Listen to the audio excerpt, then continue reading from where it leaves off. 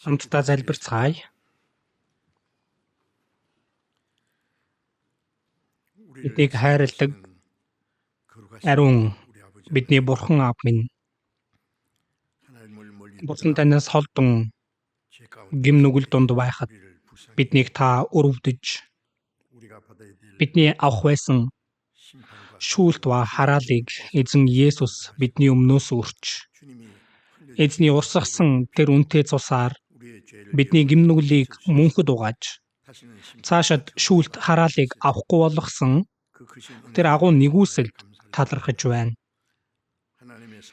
Бурхны ариун сүнсээр бидэнд хүртээсэн тэр нэгүслийг та ухааруулж бид үлдсэн амьдралдаа Бурхны хүүхдийн хувьд Бурхны хүсэл ба алдрын төлөө амьдрахад үргэлж бидэнтэй хамт байж бидэнд тусалж байгаа нэгүсэлд талархаж байна. Энэ цагт эзний үнэтэй цусаар аврагдсан бид бүхэн эзний өмнө хамтдаа цугларч эзний агуу хайр нэгүслийг магтаж үгийг тань сурч эзэн таны хамт байдаг ариун сүрэг дотор нөхөрлүүлж байгаад талархаж байна. Энэ цагт ч эзэн та бидний дотор байгаад итгэж байна. Бидний хүн тус бүрийг эзэн та ажиглаж Бурхантаа өршөөлийн хүч чадлын мутраараа илүү ихээр зууран барьж бид үлдсэн амьдралдаа Бурхан таны хүүхдийн хувьд ичих зүйлгүй зохистой амьдрахад үг болон ариун сүнсний хүчээр биднийг та зууран бариараа гэж чин сэтгэлээсээ хүсэж байна. Орон даяар байгаа манай чуулган, дэлхийн олон чуулганууд хэцүү байдал донд итгэлээ сахин сайн мэдээг тарааж байгаа бүхий лахан дүүс дотор эзэн та үг болон хүч чадлын мутраараа хамт байж энэ төгсгөлийн цаг үед эзэн таны хүсэж байгаа авралын агуу ажлыг гүйцээхэд та туслаарай. Бидэнд та хэрэгтэй үед үгээ өгч бидний явах замыг харуулдаг эзэн минь энэ цагт ч та бидэнд илчлэхийг хүссэн өөрийн үг, өөрийн ариун хүслийг бид бүхэнд ойлгуулж ухааруулж бид үлдсэн амьдралдаа Бурхны хүүхдийн хувьар ичих зүйлгүйгээр амьдрахад та биднийг бүрэн гүйцэд удирдах захирч өгөөрэй. Бидний эзэн Есүс Христийн нэрээр залбирлаа. Амен.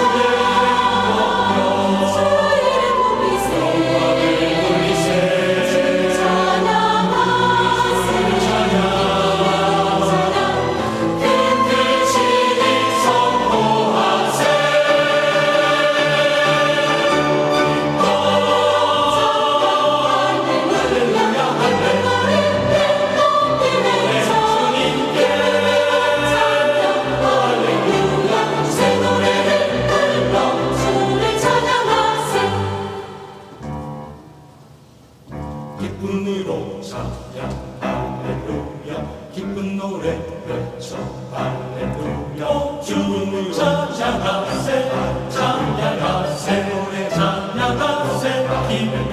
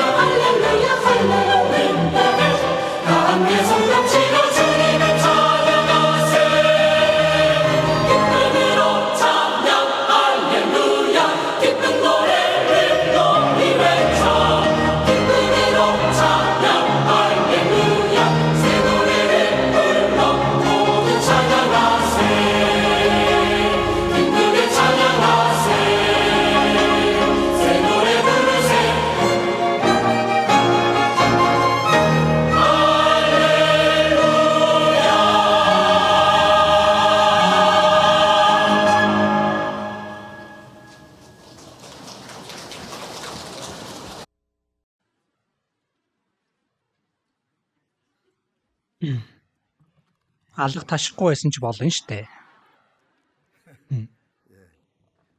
Эзний өдрийн өглөө магтан дууны баг магтан дуу дуулах үед залбирсан сэтгэлээр тэр дууны агуулгыг бодон тунгааж тэгээд энэ магтан дууны агуулга дотор залбирлж байдаг. Тэгээд гэрчлэлч бас байдаг. Мөн Христэд итгэгч хүн яаж амьдрах ёстойгч гэсэндээ агуулсан тийм өчилж бас байдаг. Тиймээс залбирсан сэтгэлээр тэр үгийг нь сэтгэлдээ сайн бодож сийлэх хэрэгтэй. Эзний өдөр алга ташихгүй байсан ч болно шүү. За хамтдаа Библиэс хайж олъё. Ром 14.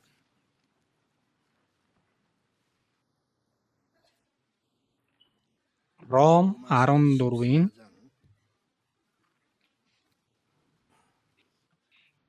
14-ийн 7-оос 9 хүртэл уншиж өгье.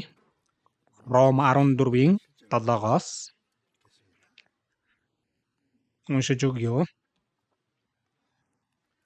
Бидний хэн ч өөрийнхөө төлөө амьдрдаггүй, хэн ч өөрийнхөө төлөө үхдэггүй. Бид амьдралаач эзний төлөө амьдрдаг. Бид үхлээч эзний төлөө үхдэг. Тиймээс амьдрсан ч үхсэн ч бид эзнийх. Учир нь үхсэн амьд аль альных нь эзэн байхын тулд чухам үүний төлөө Христ үхээд амьсан билээ. За энэ хүртэл байна. Өнөөдөр энэ үгэн дээр хамтдаа төвлөрөн эзний төлөөх амьдрал гэсэн сэдвээр үгнээс суралцъя гэж бодож байна. Бидний хинэнч гэсэн байгаа. Бидний хинэнч гэж байгаа нь аврагдсан, дахин дүрсэн итгэгчид чуулганы бүхий л ахан дүүсийг зааж хэлж байгаа үг байна. Энд байгаа ахан дүүс ч бас ялгаагүй мөн байна. Бидний хинэнч өөрийнхөө төлөө амьдрдаггүй, өөрийнхөө төлөө үхдэггүй. Зөв үү? Үнэн үү? Өөртөө итгэлтэй хариулахгүй байгааг бодоход жоохон асуудалтай байх шиг байна да. Дахин дүрсэн Христэд итгэгч хүний амьдрал бол аврагдахын өмнө тэр амьдралаас өөр байгаа зогсохгүй. Энэ ертөнцийн хүмүүсээс бүрэн тусгаарлагдсан. Энэ ертөнцийн хүмүүсийн ерөөсөө бодохгүй, ойлгохгүй тийм амьдрал бол Христэд итгэгчийн амьдрал байгаа. Тиймээс энд Элч Паул хэлэхдээ бид аврагдсан, дахин дүрсэн Христэд итгэгчид сүнс нь аврагдаж Бурхны улсад орох боломжтой болсон тэр найдварыг тээсэн хүмүүс аврагсны дараах бидний амьдралын зорилго энэ ертөнцийн хүмүүсээс шал өөр ахнэ. Бурхан биднийг аварсан зорилго байгаа. Дахин дүрсэн Христэд итгэгч яаж амьдрах ёстой вэ? Үүнийг Библиэлд урьдчилан хэлсэн байгаа. Тиймээс аврагдсан итгэгчид бид бүхэн бидний хинэнч өөрийнхөө төлөө амьдрдаггүй, хинэнч өөрийнхөө төлөө үхдэггүй. Бидний нэгүслийг ухаараагүй хүмүүс бол өөрийнхөө төлөө амьдарж байгаад тэгээд өөрийнхөө төлөө үхдэг гэж хэлэх боломжтой. Яаж ч амьдарсан өөрийнхөө төлөө л амьдардаг байх нэ. Янз бүрийн санаа зовнил, түгшүүр, айдас, уйгашуу дотор амьдардаг. Тэгээд зөвхөн өөрийнхөө энэ махбодын хүслийн төлөө л амьдардаг. Харин Христэд итгэгчид бол цаашид өөрийнхөө төлөө амьдрахгүй, өөрийнхөө төлөө өөхөхгүй. Бид амьдралаач эзний төлөө амьдрдаг, бид үхлээч эзний төлөө үхдэг. Тиймээс амьдрсан ч үхсэн ч бид эзнийх гэсэн байна. За, Христэд итгэгч бид бүхэн энэ үгийг өөрийнхөө сэтгэлд бас нэг тусгаж үзээд мөч чанартай миний сэтгэл болон миний амьдралтай холбогдож байгаа юу? Нэг эргэж харах хэрэгтэй байхаа. Би өөрийнхөө төлөө амьдрахгүй, өөрийнхөө төлөө үхэхгүй. Би амьдрсан ч эзний төлөө, үхсэн ч эзний төлөө үхнэ. Яагаад? Би амьдрсан ч өгсөн ч эзнийх болохоор эзнийх учраас би өөрөө өөрийнхөө биш харин эзний өмч байх нэ. Аврагдахын өмнө энэ бие бол эцэг эхээс авсан байсан тийм ээ. Гэтэл аврагдсны дараа 1-р Коринт 6 дээрээс харах юм бол та нарын бие бол Бурханаас өгөгдсөн доторч нь байдаг ариун сүнсний сум гэдгийг та нар мэддэггүй юм уу гэсэн байгаа. 1-р Коринт 6-гийн 19 дээр тэгсэн. Энэ бие эцэг эхээсээ бид авсан биш харин Бурханаас авсан байх нь. Дуулал номны энэ тэндэж гэсэндээ бидний биеийг бүтээсэн Бурхан бидний эрхтнүүдийг хэлбэржүүлсэн Бурхан. Эцэг эх нь төрүүлэхийн хувьд төрүүлсэн. Гэтэ яаж ингэж бүтээж чадах вүлээ дээ? Эцэг эхээрээ энэ дэлхий дээр төрхөн төрсөн. Гэхдээ биднийг бүтээсэн нэг нь бол Бурхан байх нэ. Дуулал 139-р бүлэг дээрээс харах юм бол учир нь та гэдэс дотрыг минь хэлбэржүүлж эхийн минь эвлээд намайг бүрдүүлжээ. Би аимшигтай болоод гайхамшигтай бүтээгдсэн. Энэ бие махбодыг харахад ямар гайхалтай байдаг үлээ. Хэн ингэж бүтээсэн бэ? Бурхан ингэж бүтээсэн гэж байгаа. Тиймээс аврагдсан хүн бол Бурхан намайг бүтээгээд зогсохгүй. Гим нүгэл дунд амьдарч байсан бид удахгүй өгснийхээ дараа шүүлтийг авч мөнхийн сүрэл болох там руу явхосоор аргагүй байхад Бурхан биднийг өрөвдөөд хайрлсан да. Эзэн Есүс бидний хүртэх байсан хараал болон шүүлтийг бидний өмнөөс авсан гэж бид бүхэн Бурханы нэгүслийг ухаарч итгэсэн. Аврагдсны дараа одоо би өөрийнхөө биш харин Бурханых эзних гэсэн байгаа. Тийм болохоор 1-р Коринт 6-гийн 19 дээр та нар өөрсдийнх биш ээ. Бурхан та нарыг үнтэйгээр худалдан авсан. Тиймээс биеэрээ Бурханыг алдаршуул гэсэн байгаа. Нэг сайн бодоод үзээрэй. Одоо бидний энэ бие, энэ минийх биш гэж байгаа ахна. Минийх биш бол хэнийх вэ? Эзэн үнтэйгээр худалдаж авсан. Эзэн бидний төлөө үхэж урсгасан тэр үнэт цусаараа хөлсийг нь төлж худалдаж авсан. Тиймээс та нар өөрсдийнх биш бөгөөд Бурхан та нарыг үнтэйгээр худалдан авсан. Хэр үнтэйгээр авсан бэ? Эзнийх байх нэ, Бурханых байх нэ. Тэгэхээр хэний өмч вэ гэдгээ тодорхой сайн ойлгох хэрэгтэй. Би өөрийнхөө юу, аль эсвэл өөр нэгнийх үү? Үүнийг тодорхой ялгадаггүй хүнийг хулгайч гэнэ. Чинийх ч минийх, минийх ч минийх. За тэгэхээр бид одоо миний бүх зүйл минийх биш ээ, харин Бурханых. Ямар үнэтэйгээр хам руу явах байсан нүгэлтнийг авраад зогсохгүй үнэтэйгээр худалдаж авсан гэж байгаа. Тиймээс биеэрээ Бурханыг алдаршуул гэсэн. Одоо биднийг авраад зогсоогүй. Бидний үлдсэн амьдралд эзэн хамт байж захирч явдаг. Бидний амьдралын зорилго бол Бурханы алдрын төлөө байх ёстой. Тиймээс бид амьдралаач эзний төлөө амьдардаг. Бид үхлээч эзний төлөө үхдэг. Тиймээс амьдрсан ч үхсэн ч бид эзнийх.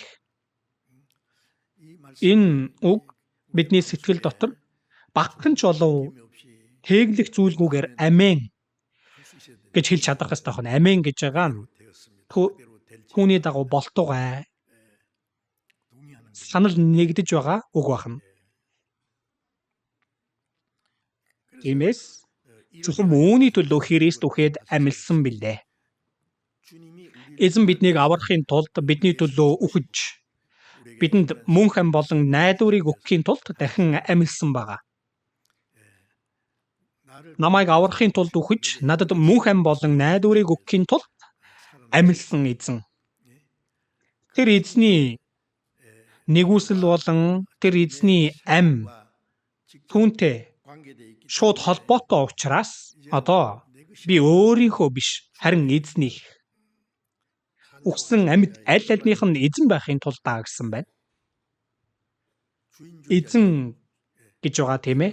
Хаан гэсэн утгач бас байгаа. Эзэн бол миний амьдралын эзэн байх нэ. Одоо бид яагаад амьдрсан ч эзний төлөө амьдарч үхсэн ч эзний төлөө үхэх ёстой вэ? Тэгэх хангалттай шалтгаан байгаа. Эхлээд түүнийг бид нар бодож үзэх хэрэгтэй. 2-р Коринт 5-аас түр харцгаая. 2-р Коринт 5-ын 14 15 хамтдаа уншия. Христийн хайр биднийг албаддаг. Учир нь нэг нь бүгдийн төлөө үхсэн тул бүгд үхсэн гэж бид ятгагдсан. Тэрээр бүгдийн төлөө үхсэн учраас амьд байгсад цаашид өөрсдийн төлөө бус, харин өөрсдийнхэн төлөө үхээд амьлуулагдсан түүний төлөө амьдрнаа. Христийн хайр биднийг албаддаг. Бурхан бол хайр. Тэгээд бид бүхэн нүгэлтэн байхад Бурханы шүүлт сүрлийг авах ёстой байхад эзэн биднийг өрөвдсөн байна. Өршөөлөөр баян Бурхан маань биднийг хайрлсан агуу хайраараа алдаа зөрчил дотроо үхсэн биднийг Христтэй хамт амьд болгосон гэсэн. Ефес 2-ын 4-өөс доош харах юм бол биднийг хайрлсан агуу хайраараа өршөөлөөр баян Бурхан маань тэр агуу хайраараа хязгааргүй тэр гайхалтай Бурханы хайр, Бурханы цорын ганц хүү над чиг нүгэлтний төлөө үхэж өгсөн. Тэр үнэт цусаа урсгаж биднийг эзний тэр цусаар үнийг нь төлж худалдаж авсан. Тиймээс нэг нь бүгдийн төлөө үхсэн тул бүгд үхсэн гэж бид ятгагдсан.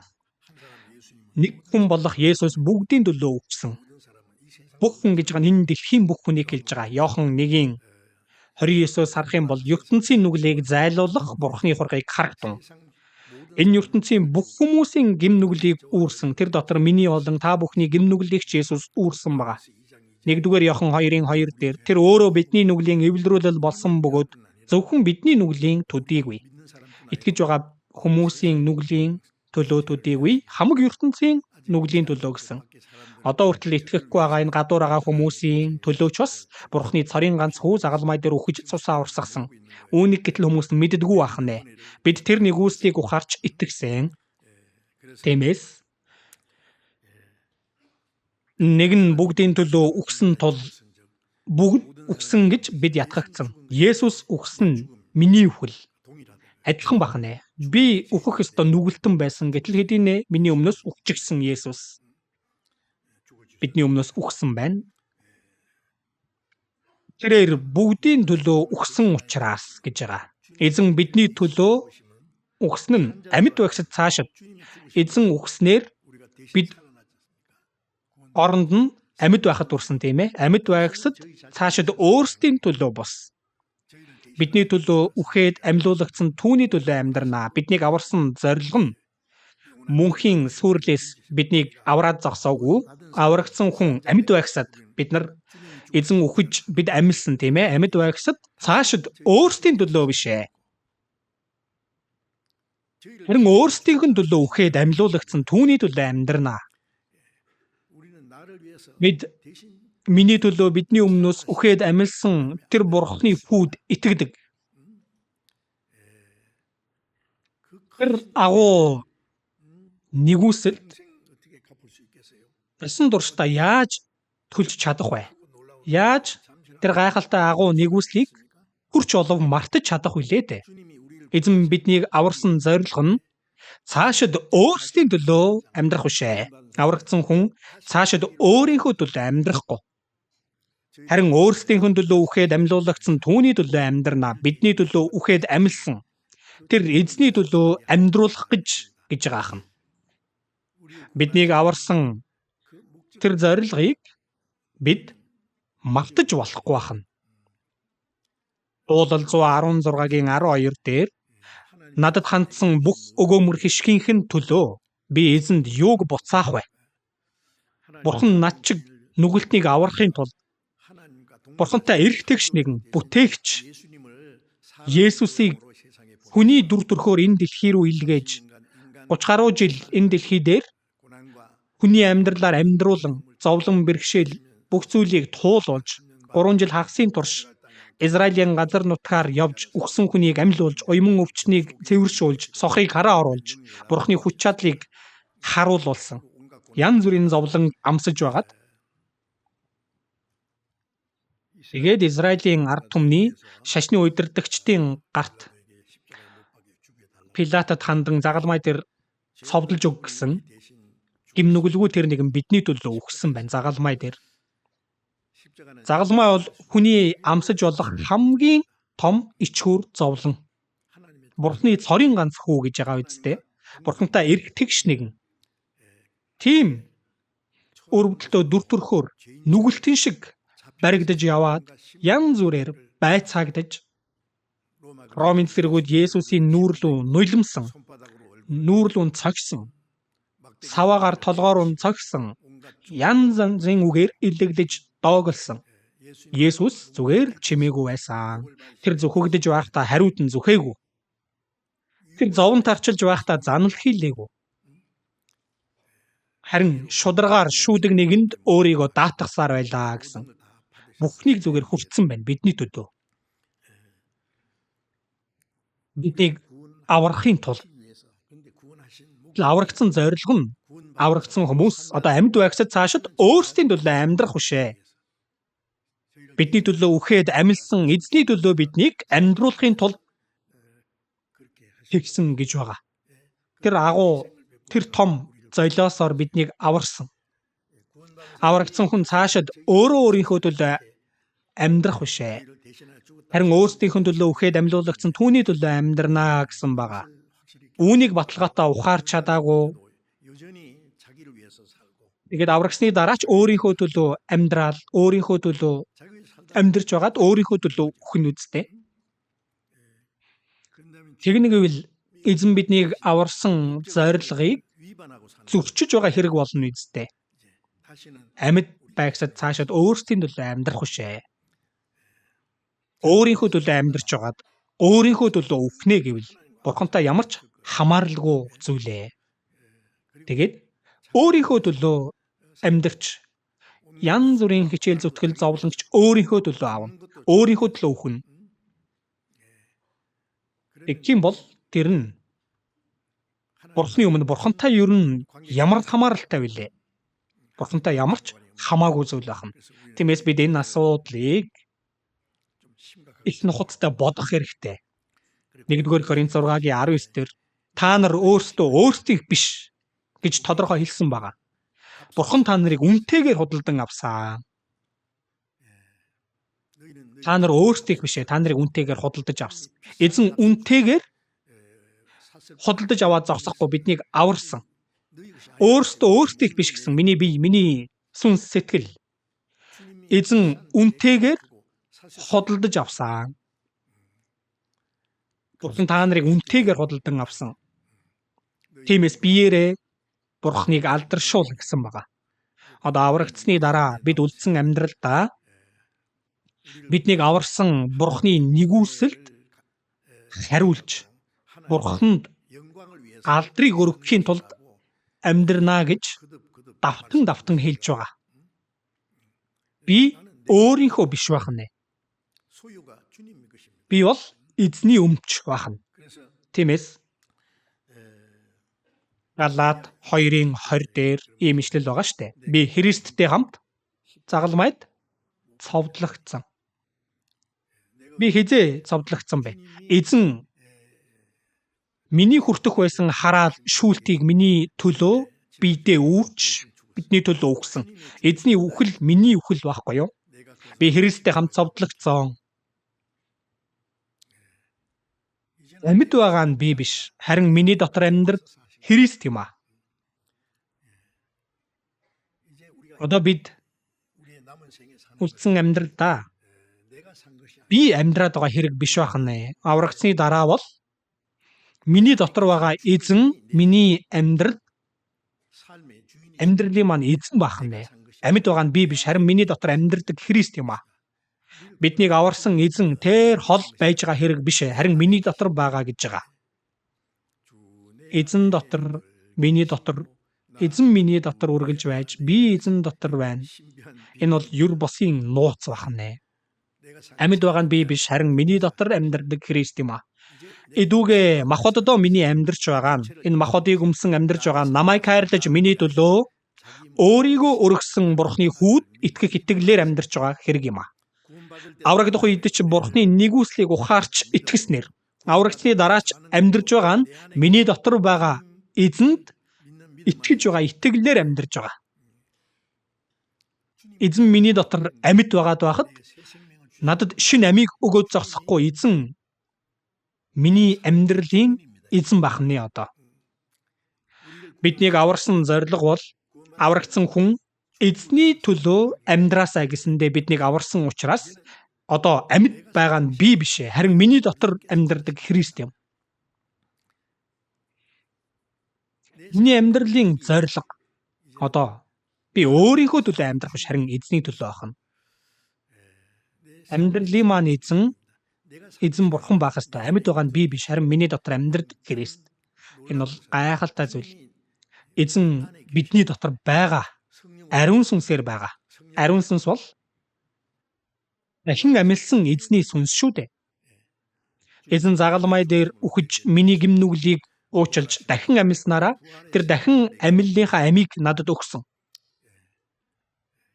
Тиймээс миний амьдралын эзэн бол Есүс эзэн бахна. Амьд байгаа нь би биш, харин миний дотор амьдардаг Христ юм а. Би одоо амьдарж байгаа нь Христ миний амьдралын эзэн болоод амьдарж байгаа гэсэн үг байна. Бид энэ агуу асуудлын талаар энэ асуудлыг улзааруулад өнгөрч болохгүй. Тэгэхээр миний дотор эзэн амьдардаг.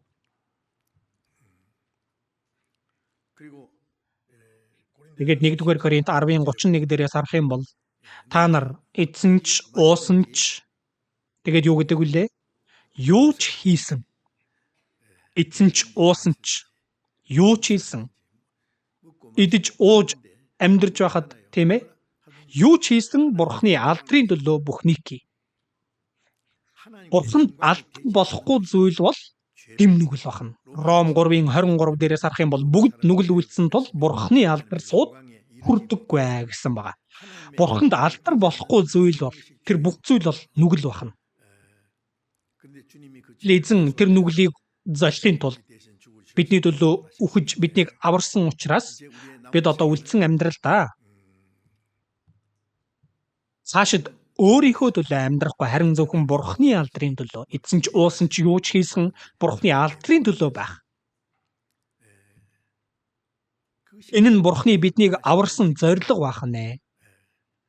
Аврагдсны дараа Христэд итгэгч хүний амьдралын зориг байна. Үүнийг маш тодорхой бодох хэрэгтэй. Эзэн над чиг нүгэлтнийг аврах гэж тэр том золиосыг үзүүлж Бурхны цорын ганц хүү миний төлөө өгсөн. Тэгээд тэр эзэн амиа өгч намайг Бурхны хүүхэд болгож мөнхийн яваажинд орох тэр суу алдарт найдварыг өгсөн байхад одоо бид бүхэн үлдсэн амьдралдаа биднийг аварсан эзний төлөө амьдрах хэрэгтэй гэж хэлж байгаа ханаа. Тиймээс биднийг аварсан тэр агуу нэгүслийг бид хүр зуугч болов мартаж болохгүй байна. Ром 12:1-2-ыг харах юм бол өөрсдийн биеийг Бурханд тааламжтай амьд ариун тахил болгож өргөсөн.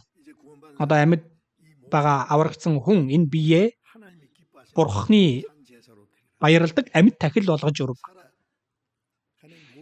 Энэ амьдарч байгаа бүх үйл явц донд биднээс гарч байгаа үг үйлдэл бүгд Бурхны төлөө байх ёстой байна.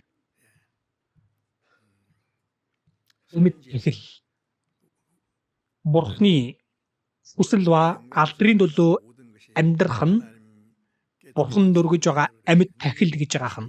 Энэ үеийн явдалд нийцэлгүй гэсэн. Энэ ертөнц бол хорон муу завхай тийм ертөнц. Энэ үеийн явдалд нийцэлгүй гэж хэлж байна.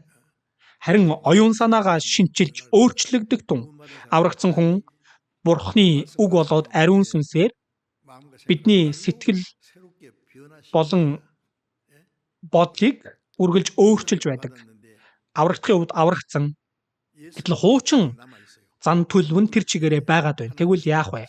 Бурхны ариун сүнс үгээр биднийг байн өөрчилж явдаг бахан. Энэ үеийн явдалд нийцэлгүй.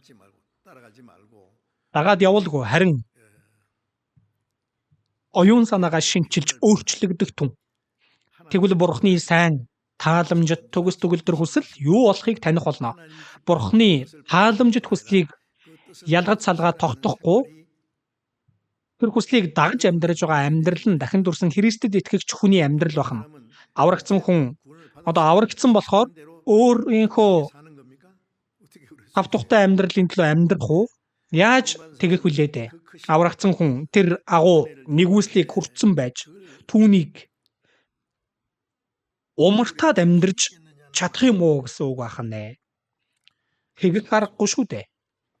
1-р Коринт 7-гийн 23 дээрээс харах юм бол та нарыг үнтэйгээр худалдан авсан юм аа. Үнтэйгээр худалдан авсан юм. Хүмүүсийн бол бүү бол. Үнтэйгээр худалдаж авсан учраас энэ бие маань сүнс манч минийх биш. Гимнүгэл хийх юм бол гимнүглийн боол гэсэн тийм ээ.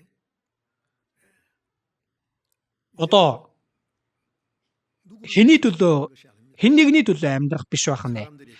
Хүмүүсийн боол бүү бол бид Христийн боол байна. Эзний төлөө амьдрдаг байна. Тиймээс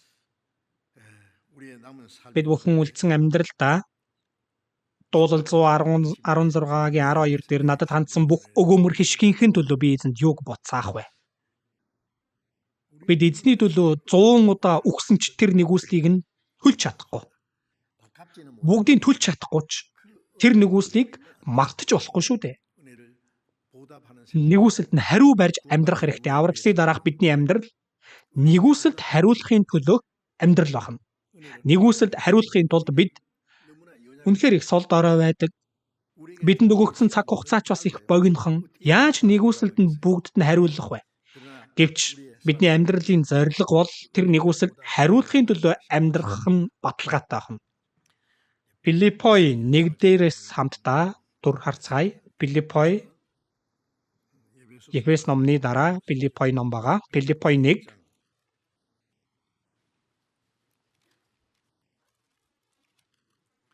Филиппой 1-ийн 20 харцгаая.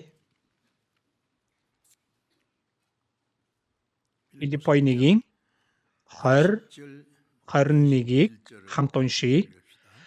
Юундч ичихгүй харин бүрэн зоригтой байх юмсан гэсэн миний хүссэн болсон горилго болоод найдварын дагуу одоо ч урдийн адил амиарч бай, үхлээрч бай, биеэр минь Христ үргэмжлэгдэх болно. Миний хувьд амьдрах нь Христ, өвөх нь ололт юм аа. Паул сайн мэдээг тарааж байгаад Ромд очиж сайн мэдээ тарааж байгаад баригдаад шоронд орсон байсан байна. За тэр үедээ Илч Паул хэлэхдээ миний хүссэн болсон горилго, миний чин сэтгэлээсээ хүсэж байгаа зүйл байна. Юунд ч ичихгүй. Харин бүрэн зоригтой байх юмсан гэсэн миний хүссэн болсон горилго болоод найдварын дагуу одоо ч урдийн адил амиарч бай, үхлээрч бай, биеэр минь Христ үргэмжлэгдэх болно. Илч Паулын амьдралын зорилго нь амиарч бай, үхлээрч бай, хүсэнч бай, амьдрсан ч бай.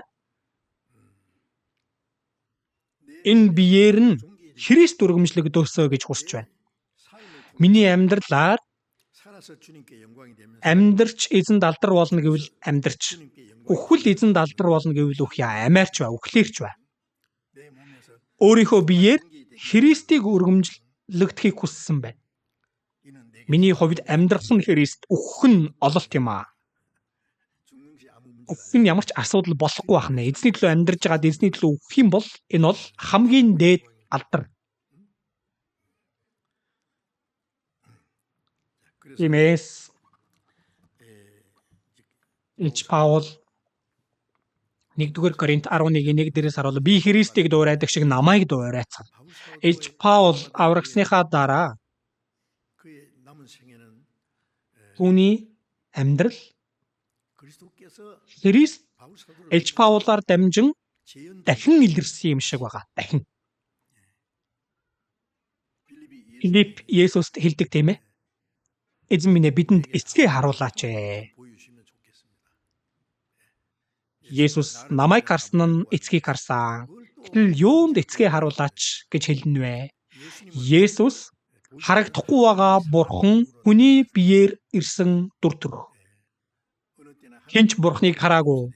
Харин эцгийн өвөрдөх цор ганц төрөгч болох Бурхан нь л түүнийг таниулсан юм аа гэсэн байгаа. Есүсээр дамжуулан Бурханы хайр гэрчлэгдэж, Бурханы үг гэрчлэгдэж, Есүсээр дамжуулан Бурханы хүч харагдсан.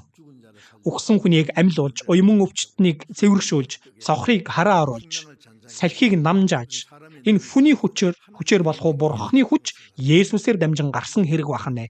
Тэгээд бидний төлөө аврах гэж бүр өгч өгснөөр Бурхан биднийг ямар их хайрдаг болохыг тэр хайрыг харуулсан хэрэг бахна. Тиймээс Есүс бол Бурханы хайрын биелсэн дүр болсон бахна.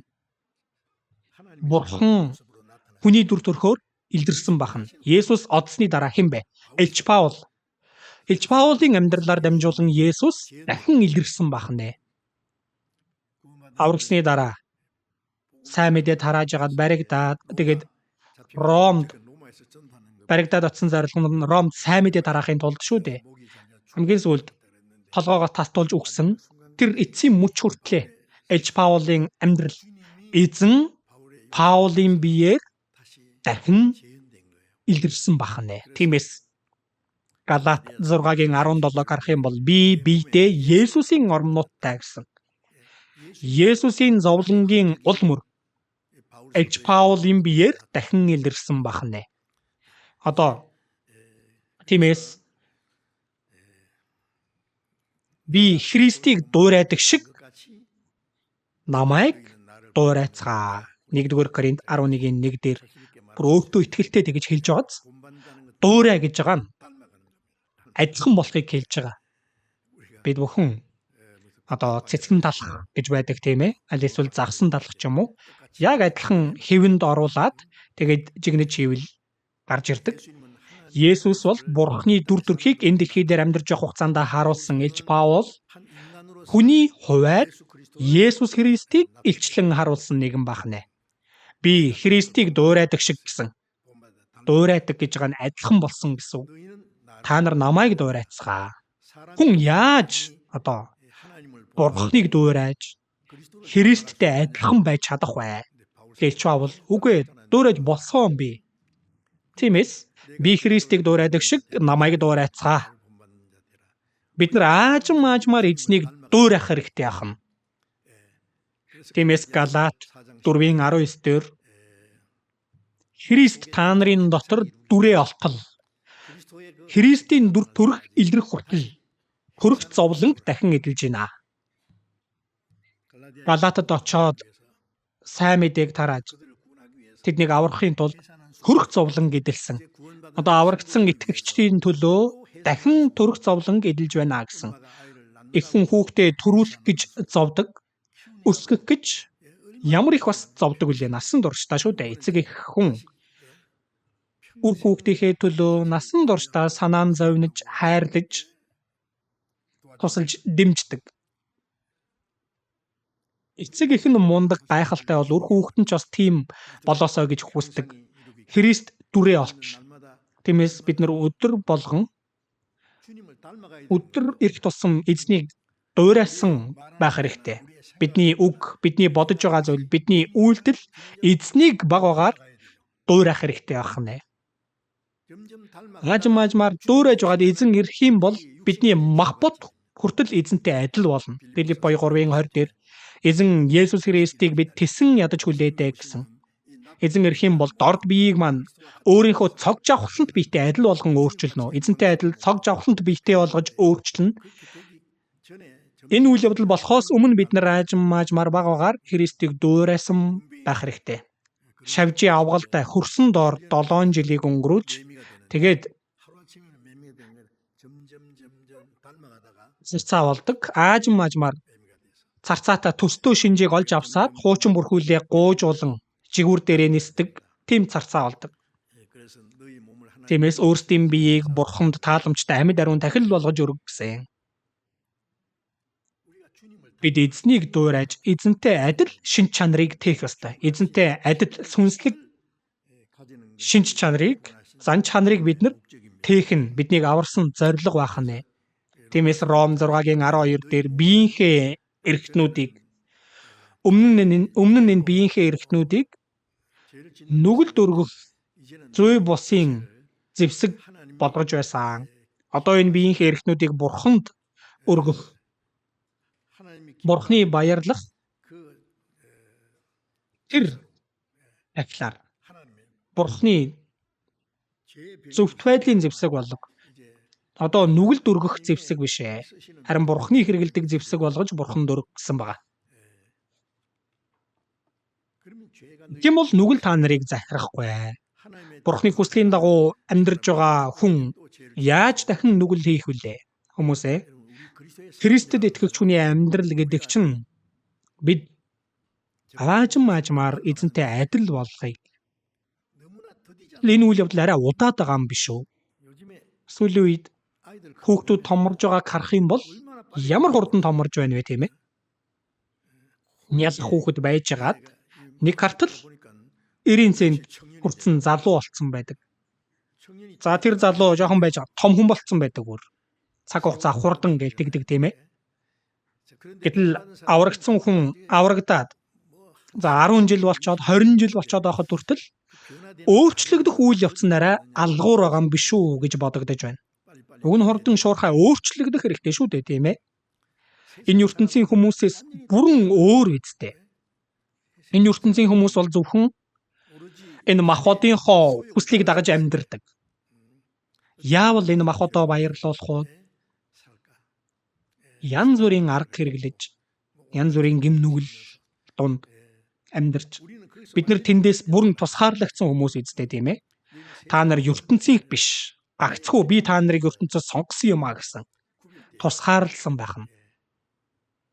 Матай 5:48 дээр тиймд тэнгэрлэг эцэгч нь төгс байдаг шиг та нар мөн төгс бай гэсэн. Бурхан бол бүрэн төгс ариун нэгэн. Бурхан алдрыг хүртэхэд зохистой нэгэн.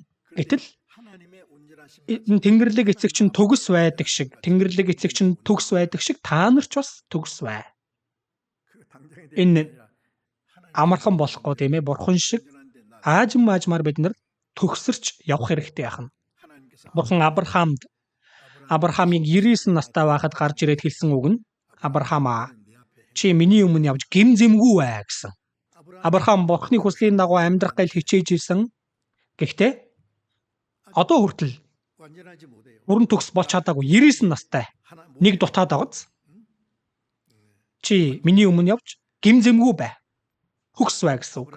Абрахам 100 нас хүрэхэд Бурханы амлалтын дагуу Исаак өгөгдсөн. Бидний итгэлийн амьдрал байна штэ. Оноо өгөх юм бол хэдэн оноо вэ? 100 оноо гэж үзвэл хэдэн оноотой гэж бодож байна. Бидний итгэлийн амьдралын өөрчлөлт арай удаад байгаа юм биш үү? Эзний төлөө хичээнгүй амьдрах гээл үздэл гинт дахиад махбоддоо автаад л үлээ үзэж зовдөг. Чуулган доторх амьдрал биднийг аварсан Бурхны алдрын төлөө амьдрах амьдрал байна. Тиймээс бидний хинэнч өөрийнхөө төлөө амьдрдаггүй, хинэнч өөрийнхөө төлөө өгдөггүй. Эцэн ч уусан ч юу ч хийсэн Бурхны алдрын төлөө бүхнийг хийдэг. Бурханд алдар болохгүй зүйлийг гим нүгэлнэ гэсэн, тийм ээ? Тэгээд аврагдсанаас хойш Христэд итгэгч хүний авдаг зовлон бас байгаа. Филиппой 1-ээс харцгаая 1:29-ийг хамт уншийе. Учир нь Христийн төлөө түүнд зөвхөн итгэх бус, түүний төлөө бас зовхон та нарт сойрхогджээ. Христийн төлөө та нарт сойрхогджээ гэж байгаа. Энэ үг жоохон ойлгомжгүй байгааз. Христийн төлөө та нарт сойрхогдсон зүйл. Бидний төлөө сойрхогдоогүй. Энэ бол хоёр дахь нь байна. Христийн төлөө. Исая 43 дээрээс харах юм бол Бурхан ингэж хэлсэн. Би зөвхөн би л өөрийнхөө төлөө гэмт үйлдэлийг чинь арилган нүглийг чинь дурсахгүй. Чиний төлөө нүглийг чинь арилгасан гээгүү харин өөрийнхөө төлөө нүглийг чинь арилгасан.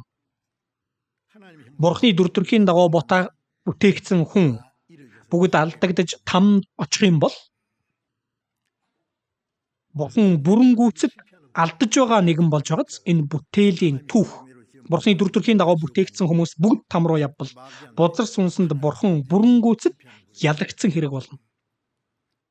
Биднийг аварж байж л Бурханд алдар болно. Тиймээс би зөвхөн өөрийнхөө төлөө гэмт үйлдэлийг чинь арилгасан. Аврагдсан ч Бурхны алдрын төлөө ахна. Аврагсны дараач бидний амьдралыг удирдах байгаа нэгэн ч Бурхан өөрөө бидний бас Бурхны алдрын төлөө ахна. Дуулал 23 дээр алдар нэрийнхээ төлөө зөвийн замаар намайг хөдөлдөг. Аврагсны дараа биднийг зөвхтийн замаар үнэн дотор удирддаг нь Бурхан бас өөрийнхөө алдрын төлөө ахна. Тиймээс бүх зүйл Бурханы алдрын төлөө бахна. Тиймээс Христийн төлөө та нарт сойрхогджээ. Христийн төлөө та нарт сойрхогдсон зүйл нь зөвхөн түүнд итгэх бос итгэнэ гэж байгаа нь аврагдахыг гэж байгаа. Аврагдаад зогсохгүй түүний төлөө бас зовхон та нарт сойрхогдсон. Аврагдсан хүн аврагдаад л зогсохгүй. Эзний төлөө бас зовх ёстой гэж байгаа хэн. Эзний төлөө зовно гэдгийг мэдэж байгаа юу? Христийн төлөө авдаг зовлон бий. Христийн төлөө авдаг тэр зовлон. Түүний төлөө Бурхан биднийг аварч өгсөн байна. Тэр бидний үлдсэн амьдрал Бурханы алдрын төлөө амьдрдаг байх, Бурханы алдрын төлөө өөхөх бахна. За бас Филиппой 3-аас тур харцгаая. 3-ын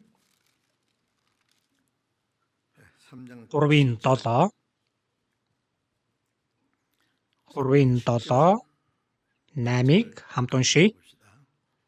Гэвч миний хувьд ололт байсан болгоныг би Христийн төлөө хохирол болгон тооцдог. Тэрч байтугай би Христ Есүс эзнээ танин мэдхийн хосгүй давуу талын төлөө бүх юмсыг хохирол болгон үздэг. Би түүний төлөө бүх талаар хохирол амсаж тэдгээрийг хог гэж үздэг нь Христийг олохын тулд бөгөөд хуулиас гардаг өөрийнхөө зөвхт байдалтай биш, харин Христэд итгэснээр ирдэг итгэл суурилсан Бурхны зөвхт байдалтайгаар түүнд олдохын төлөө юм аа. Энд Паул хэлэхдээ гэвч миний хувьд ололт байсан болгоныг би Христийн төлөө хохирол болгон тооцдог. Өмнө нь надад ололт байсан зүйлс. Надад ашигтай байсан зүйлс. Одоо энэ нь ололт биш, харин Христийн төлөө хохирол болох боломжтой. Тиймээс Илч Паул Христийн төлөө түүнийг хохирол хэмээн үзээд зогсохгүй.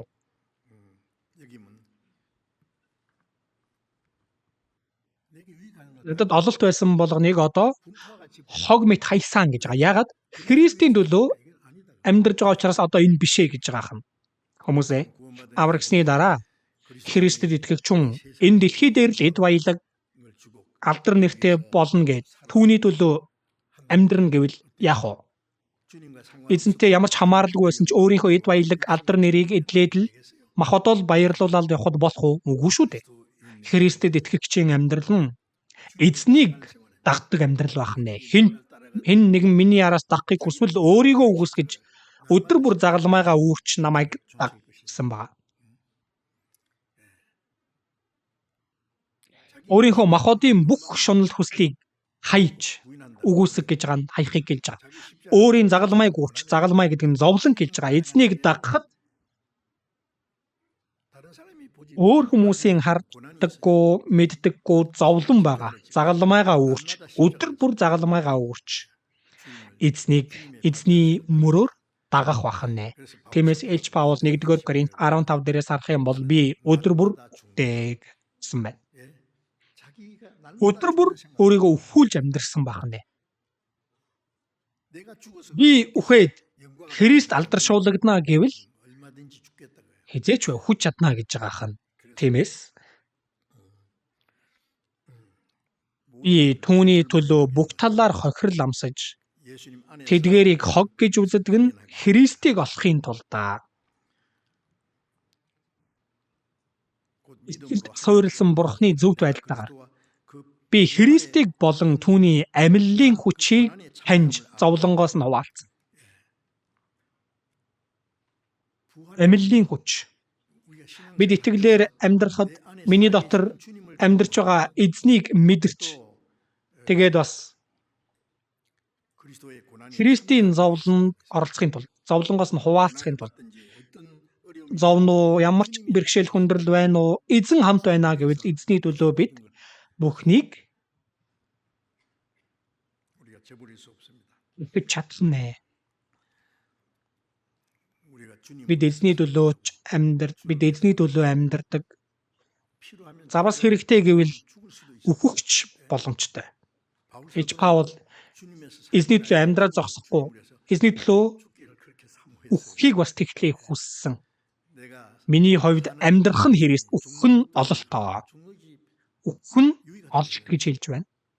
1-р Тимот 1-дээрс Иж Паул хайрт тэр итгэлийн хүү гэсэн тийм ээ, сайн мэдээ тараагч Тимотед илгээсэн сүүлчийн захидал дээрээ би хэдийн ундаан үргэл мэт асгагдаад явах цаг минь иржээ. Явах цаг минь иржээ. Ундаан үргэл гэж байгаа нь тэр цусыг гэлж байгаа.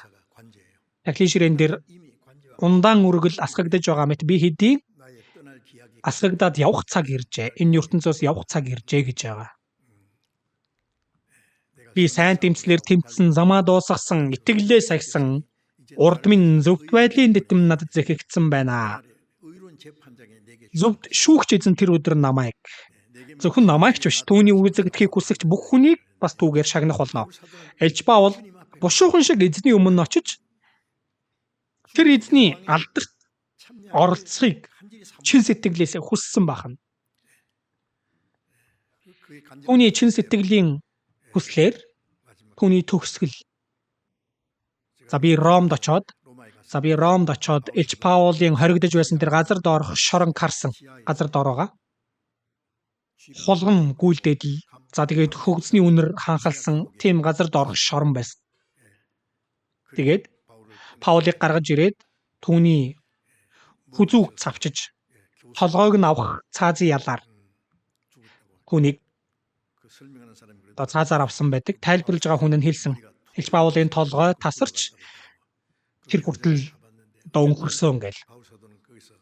Би тэр газарт очиж утсан. Иж Паул эцсийн хүртэл явж амиа өгсөн. Иж Паул бушуухан эзний өмнө очихыг тэгтлээ хүсчихсэн. Ололт юм аа. Амьдрах нь болж байгаач ямар гайхалтай үг байна энэ. Зөвхөн намайг ч биш, түүний үзэгдэхийг хүсэгч бүх хүнийг бас түүгээр шагнах болно.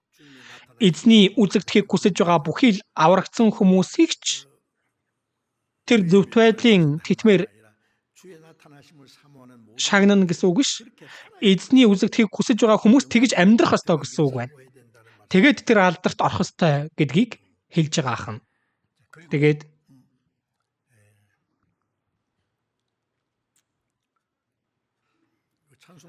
доон дээр тийм үг байгаа. Би чиний төлөө бие зориулан цусаа урсгаж чиний нүглийг золсон утал чи одоо юу хийнэ вэ?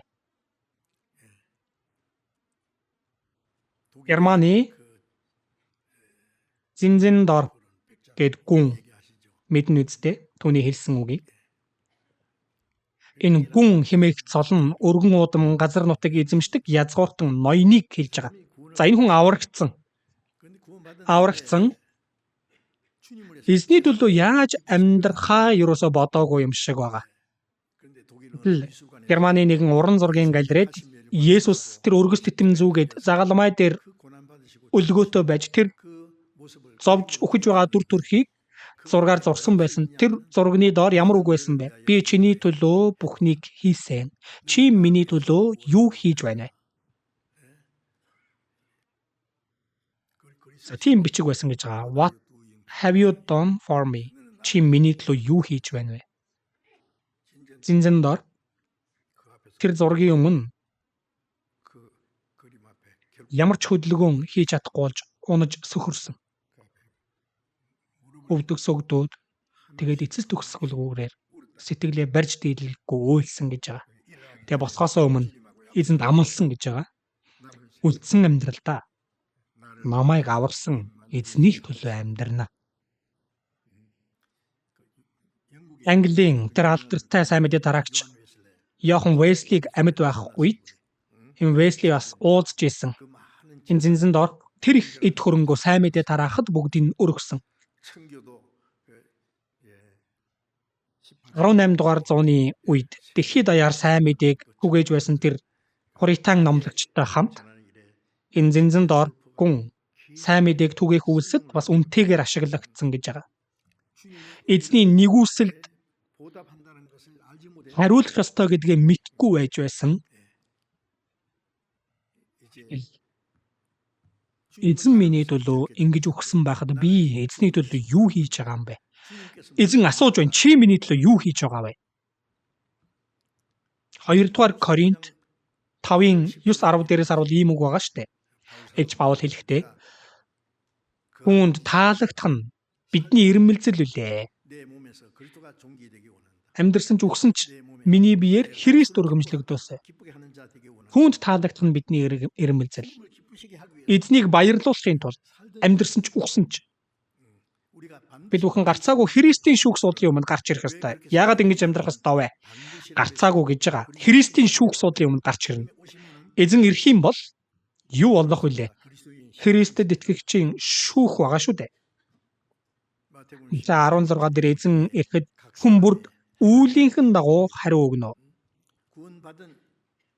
Аврагсны дараа эзний өмнө очих хүртлээр яаж амьдрсан бэ? Түүгээр шүүгдэх ёстой. Зүгээр үү? Эзэн ирэх үед зүгээр бид хүсэн хүмүүс нь амьлаад л амьд байгаа хүмүүс нь өөрчлөгдөөл дээш өргөгнө гэдгийг бодох биш. Эзний өмнө очиод зогсоод аврагдсан өдрөөс ахуулаад эзний өмнө очих өдөр хүртэл яаж амьдрсан бэ? Бүгд ил болно.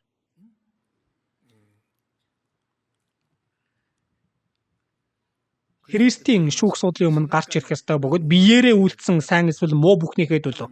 Бурхны хүслээр амьдрсан бол сайн, Бурхны хүслийн дагуу амьдраагүй бол муу. Ариун сүнсийг дагаж амьдрсан бол сайн, Баходыг дагаж амьдрсан бол муу. Биеэрээ үйлдсэн сайн эсвэл муу бүхнийхээ төлөө шүүгднэ гэж байгаа. Аврал нь яг адилхан ч. Яг адилхан Бурхны нэгүслэр аврагдсан шүү дээ. Тэгээд эзэн ирэхэд аврагдсанаас хойш яаж амьдрсан бэ? Тэр нь хүн болгон өөр өөр байгаа. Илчлэл 22-ын 12 дээрээс харах юм бол харагтун би удахгүй ирнэ. Хүн бүр үйлснийхэн дагуу буцаан төлнө. Хүн бүр үйлснийхэн дагуу буцаан төлөх шагнал минь надтай хамт байгаа. Эзэн ирэхэд хүн тус бүрд өгөх шагнал эзэнд байгаа хам. Хүн бүр үйлснийхэн дагуу яаж амьдрсан бэ? Түүнийхэн дагуу буцаан төлнө гэж байгаа. Энэ шагнал нь сүүлийн үед зүгээр нэг алга ташаал шагнал өгж байгаа тийм хэрэг биш, харин алдар бахна. Мөнхийн алдар. Алдар өөр өөр бахна. Нарны жавхаа өөр, сарны жавхаа өөр, одны жавхаа өөр байдгаа гэсэн. Эч Паулын алдар тусдаа, Петрийн алдар тусдаа бүх Христэд итгэгчид. За үг зааж байгаад чулуудулж өгсөн Стефан үйлчлэгчийн алдарч өөр. Энэ бол зүгээр нэг урсаад өнгөрөх яриа биш ээ. Өнөөдөр ч болтгоо эзэн ирвэл эзний өмнө очиод хүн болгон үйлснийхээ дагуу шүүгдэн зүгээр үү? Бид түүний төлөө амьдрдаг. Эзэн биднийг аварсан зориг байна. Аврагдсан хүн одоо цаашдын амьдралдаа яаж амьдрах ёстой вэ? Зориг байгаа. Зоригтойгоо ямар ч хамаарлаггүй Зүгээр л нэг сайн сайхан идэж ууж амьдарч байвал болох юм уу? Эзэн ч уусан ч юу ч хийсэн. Бурхны алдрын төлөө. Бурхныг хий гэж хэлсэн шүү дээ. Бид цаашдын амьдралдаа тэр агуу нэгүслийг хүртсэн юм чинь эзний төлөө амьдрах нь үүнээс бид нар сэтгэлдээ татгалзаж чадахгүй үстэй. Эзний төлөө амьдрна гэдэг нь илүү тодорхой юу вэ? Эзний үгэнд дуулууртай амьдрал байх нь. Эзний төлөө амьдрал гэж байгаа нь тэр Иохан 14-өөс түр харцгаая. Иохан 14. Иохан 14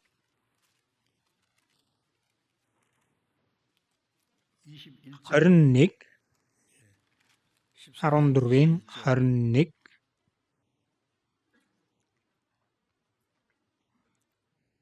Нэг хамт уншия. Миний тушаалуудыг хүлээн авч сахигч нь намайг хайрлагч мөн.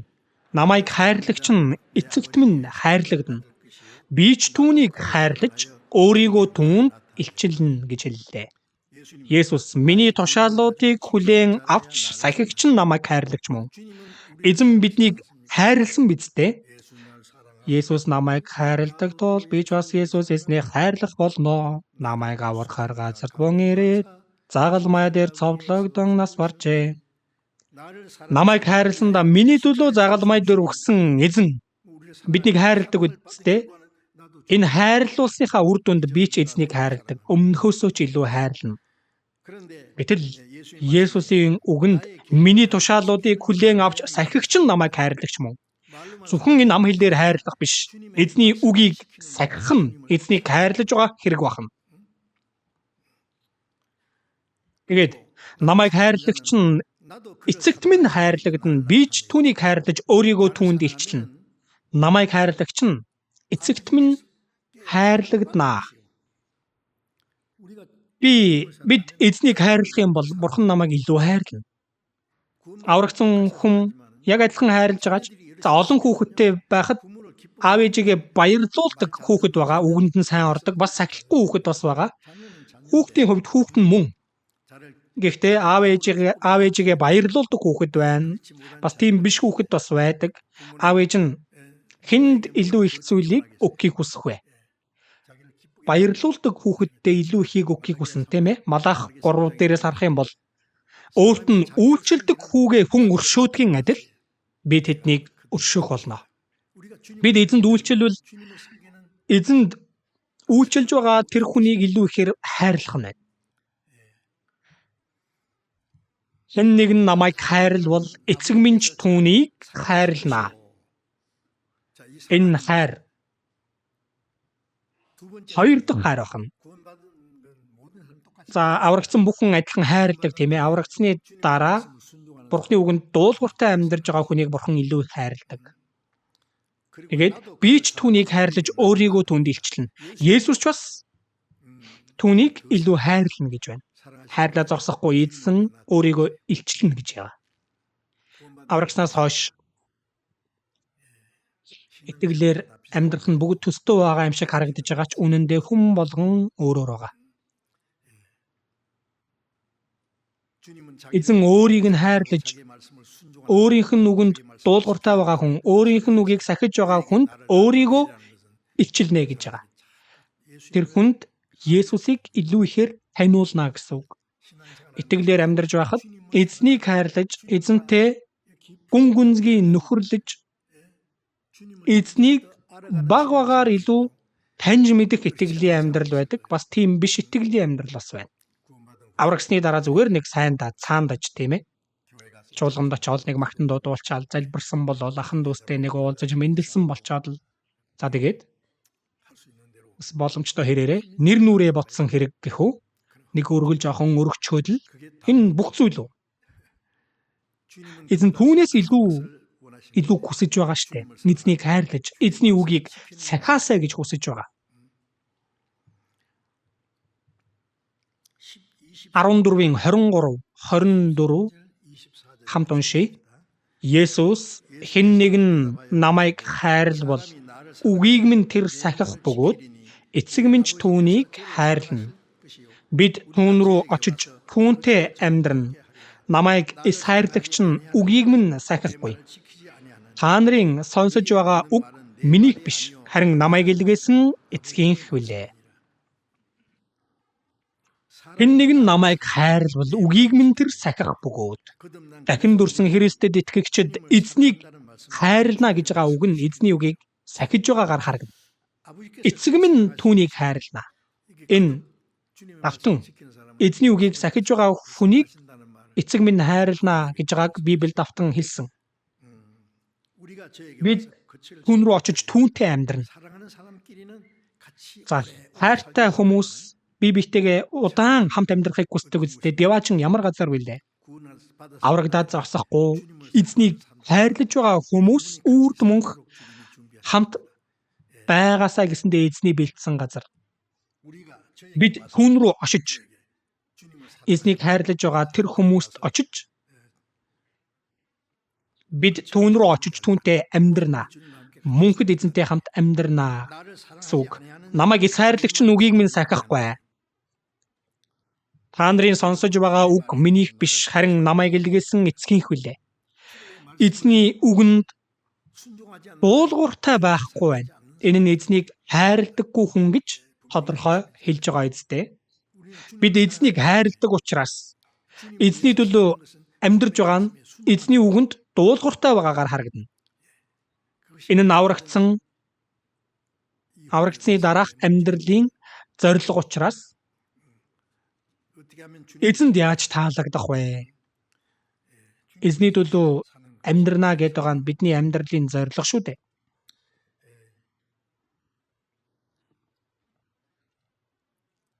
Тэгээд бас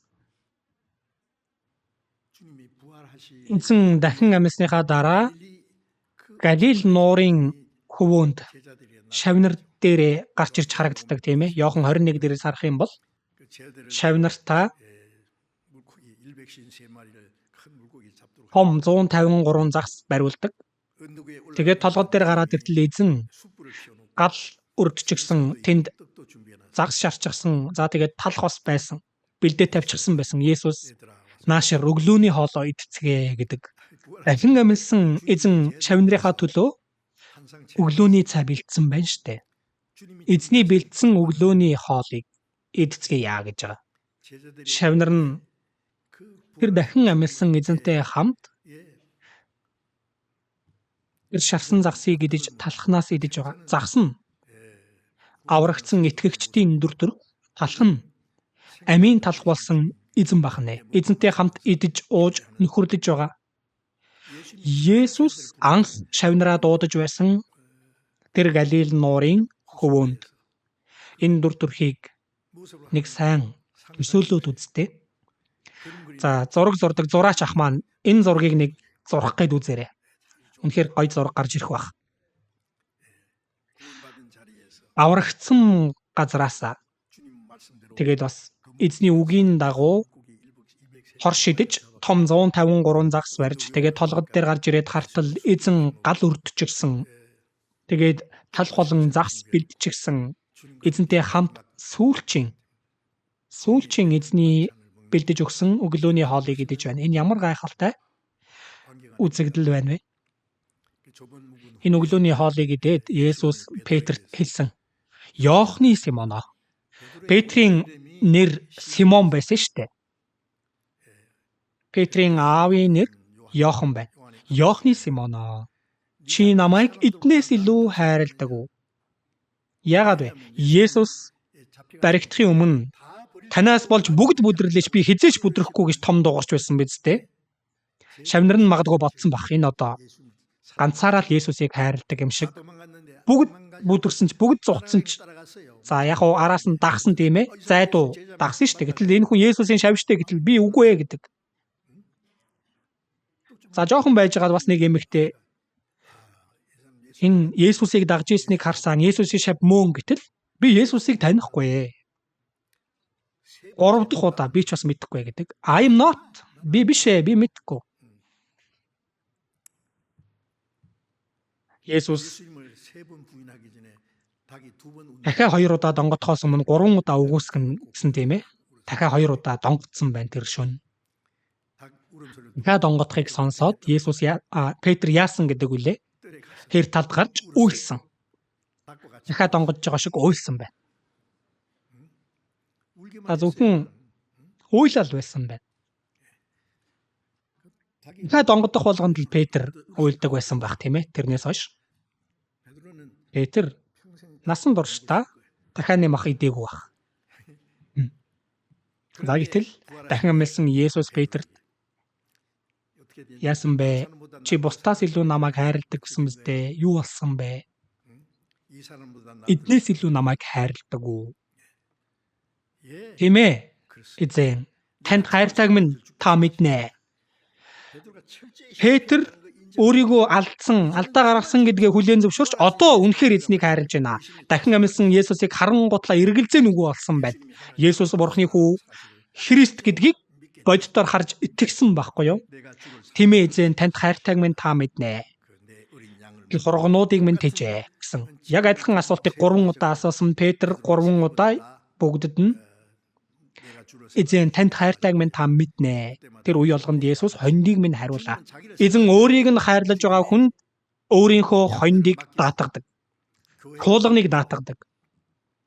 Петрээр зогсохгүй. Энэ дэлхий дээр амьдарч байгаа бид ч бас амьдрах хугацаанд эзний чуулганыг хэрэг хайрладаг уу? Чуулганы төлөө хэрэг итгэмжтэй байж үйлчилдэг вэ? Эзнийг хайрлаж байгаа хүмүүс чадах нь байна уу? Чи намайг хайрладаг уу? Тийм ээ. Үнэхээр танд хайртай. Тэгвэл хондийг минь тэжээ. Хондийг минь хариул. Энэ нь зүгээр нэг Петр, Паул шиг тийм онцгой хүмүүс хэлсэн үг биш. Бид бүгдд эзнийг хайрлах юм бол эзний чуулганыг хайрладаг байх нэ. Эзнийг хайрладаг бол ахан дүүстэй тусалдаг байх нь. Эзний хондийг хариулдаг байх нь. Чуулганыг халамжилдаг байх нь.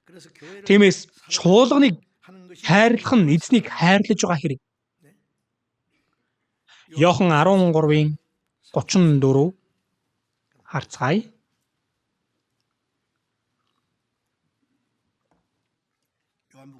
Иохан 13-ийн 34 35-ыг хамт уншия. Би та нарт шин тушаал өгье. Бие биеэ хайрлах тун.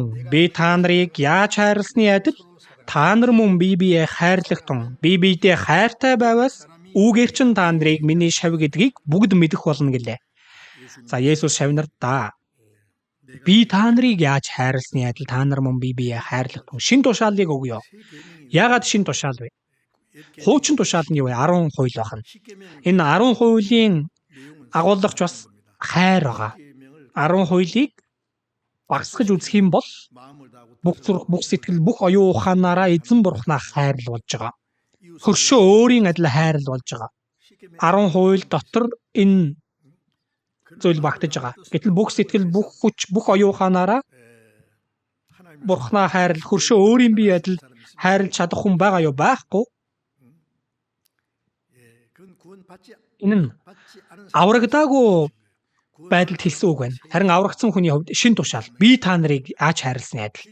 Эзэн бидний төлөө амиа орхиж үүгээр бид хайрыг мэднэ. Бид ч ах дүүсийнхээ төлөө амиа өгөх учиртай. Иохан 1-р Иохан 3:16 дээр энэ хайрыг мэдсэн хүн бид ч бас ах дүүсийнхээ төлөө амиа өгтлөө хайрлаж чадна.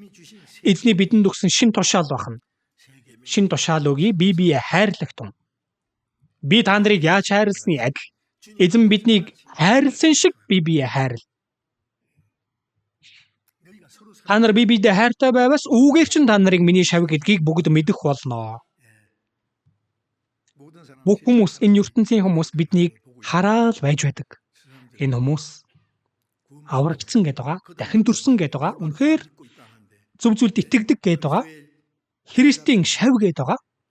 Яг үнэн болов гээл нүдээ бүлтгийлгээд ажиглаад харж идэг. Юу харахтал аврагдсан хүмүүс би биеэ хайрлаж эзний үгэнд дуулууртай амьдрах үед энэ хүмүүс чинь үнэхээр Христийн шав муу юм байна. Аврагдсан гэдгийг маань хүлээн зөвшөөрөх нь энэ хүмүүс. Хүлээн зөвшөөрнө гэдэг нь тэд ч бас аврагдахад хүрнэ гэсэн үг. Аврагдаагүй энэ ертөнцийн хүмүүс биднийг хараад юу харах ёстой юм болоо? Биднээс юу харах ёстой юм бол? Том чуулганы байртайгаа харуулах ёстой юм болов уу? Мөргөлийн зан үйлийг харуулах ёстой юм болов уу? Үгүй ээ. Аврагдсан итгэгчид Библийг хайрлаад эзний тушаалыг сахиж байгааг тэд харах үед энэ хүмүүс үнэхээр дахин дүрсэн Христэд итгэгч, Христийн шав гэдгийг мэднэ, таньна гэсэн үг байна. Тиймээс аврагдсан ахын дүүс маань Библийг хайрлах нь энэ нь эзний төлөөх амьдрал байна. Энэ нь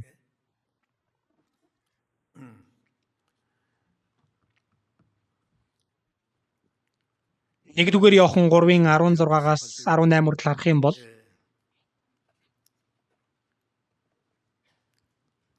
бидний төлөө тэр амиа өгсөн тул үүгээр бид хайрыг мэднэ. Бид ч ах дүүсийнхээ төлөө амиа өгөх учиртай гэсэн. Эзэн бидний төлөө амиа өгсөн. Үүгээр бид хайрыг мэднэ. Энэ бол 1-р Иохан 3:16. Иохан 3:16-г үүнийг бид энэ хайрыг анх ухаарч аврагдсан хүн Библийг хайрлаад амьдрахад эзэн биднийг хайрлсан шиг Библийг хайрлаж ах дүүсийнхээ төлөө амиа өгөх учиртай. Ах дүүсийнхээ төлөө амиа өгтлөө хайрлаж чадах ёстой байна.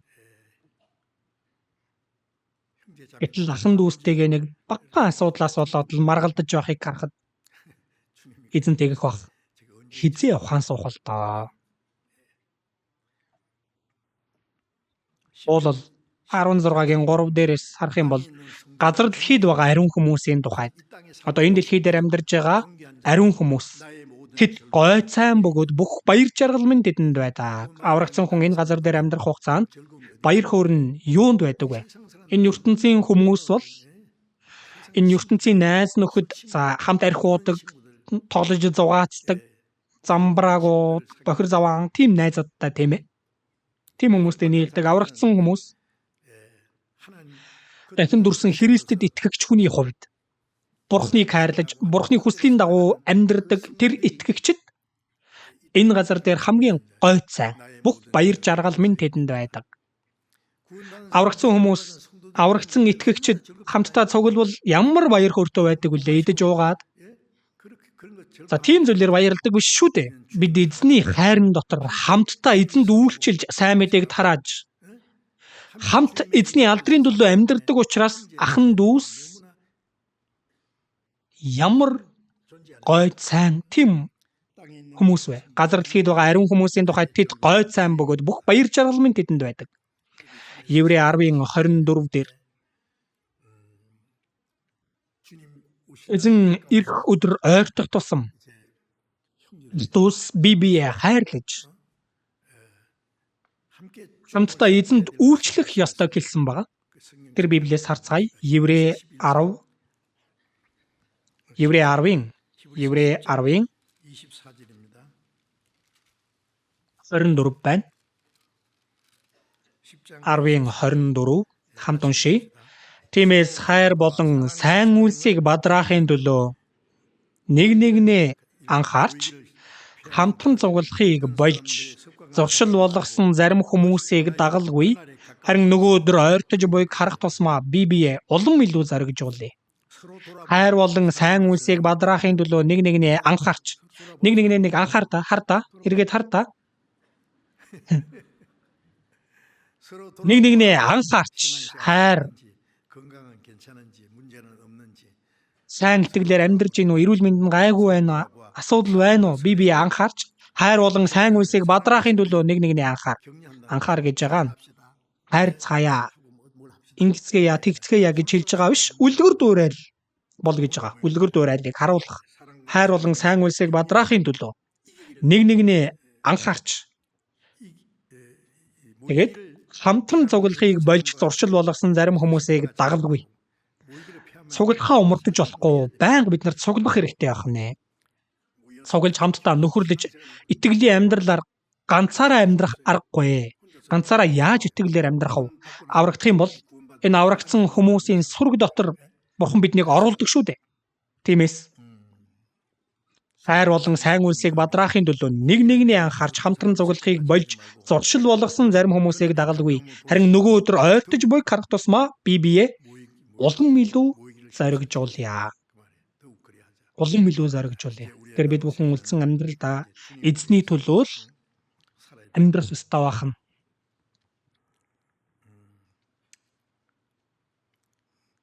Уг нь хэлэх үг их байна. Хайчв. Матай 25-ийн 40-ыг хамтдаа харцгаая. Матай 25-ийн 40.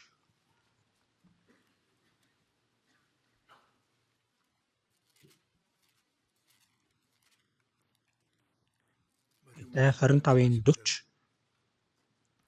Хамт уншия. Тэгэхэд хаан тэдэнд үннээр би та нарт хэлье.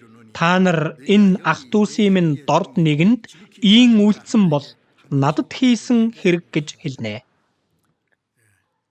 Эзэн дахин ирэхдээ хаан ширээтэйгээр ирнэ, тийм ээ?